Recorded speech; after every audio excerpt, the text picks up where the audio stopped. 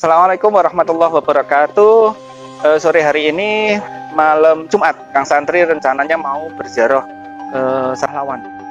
Walaupun tidak diakui secara nasional, pahlawan ini sangat melegenda, khususnya di Jawa Timur. Siapa beliau? Beliau adalah Kiai Dirmojoyo. Kiai Dirmojoyo itu pernah memimpin santrinya dan masyarakat di sini melawan kolonial Belanda. Ada dua sebab yang menyebabkan pecahnya pertempuran itu. Yang pertama adalah karena adanya sistem tanam paksa.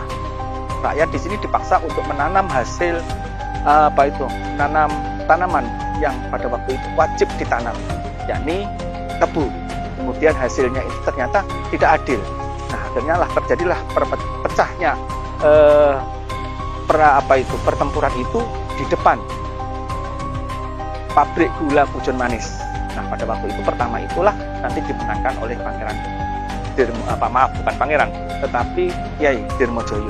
Nah, itulah nanti akan menimbulkan dendam dari kolonial Belanda yang pada akhirnya nanti membawa pecahnya pertempuran yang kedua.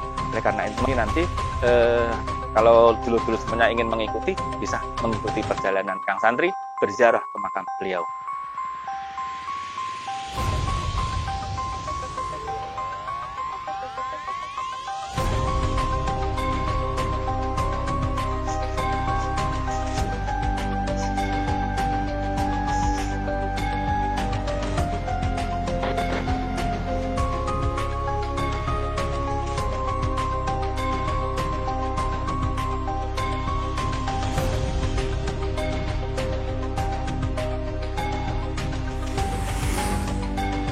Saat ini Kang Santri berada di Gapura. Di sini itu tepat di Dusun Bendungan inilah Kiai Dirmojoyo bermukim bersama santri-santrinya. Nah, ini sebagai bentuk penghormatan kepada beliau, jasa beliau, nama beliau diabadikan sebagai jalan di sini.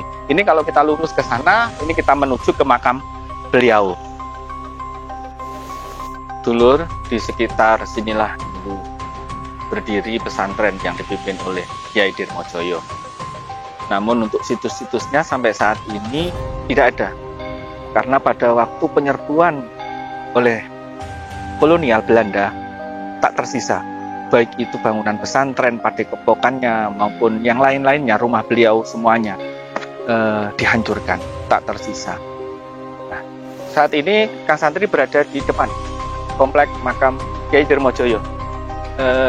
Seperti yang saya katakan di awal, ada dua sebab terjadinya pecah pertempuran antara Kiai Dirmojoyo beserta santri masyarakat melawan kolonial Belanda. Yang pertama karena sistem tanam paksa. Yang kedua adalah karena persaingan. Artinya Kiai Dirmojoyo itu mempunyai karisma yang luar biasa di tengah-tengah santri dan masyarakatnya karena mampu membawa kemajuan masyarakat di sini. Dan itu tidak disukai oleh pemerintah resmi. Dalam hal ini adalah pemerintah yang taat kepada kolonial Belanda.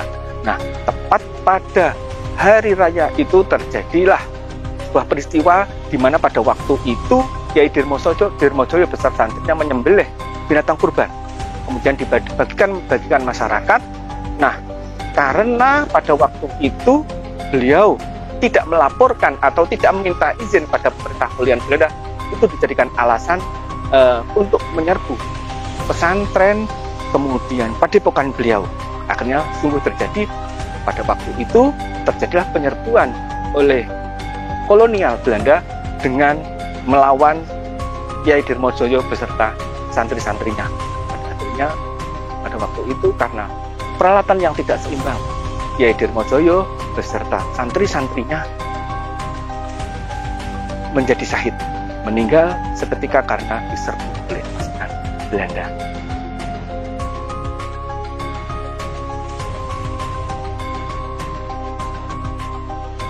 Di sinilah syuhada pahlawan Kiai Dirmojoyo beserta santri-santrinya dimakamkan. Di sini monumennya ada prasastinya, ada Kiai Dirmojoyo, Kasiban, Sopati, Hakim, dan lain-lainnya. Nah, mereka dimakamkan dalam satu liang lahat. Jadi pasca penyerbuan kolonial Belanda yang menyebabkan beliau-beliau itu kemudian dimakamkan dalam satu liang lahat. Kalau dulu ingin menyaksikan makamnya, bisa dilihat di sini.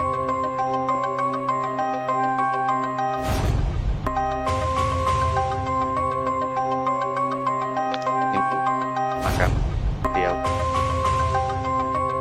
Sejenak, mari bersama-sama kita hadiah Fatihah kepada beliau. Mudah-mudahan arwah beliau diterima di sisi yang Maha Kuasa. Amin. Al-Fatihah.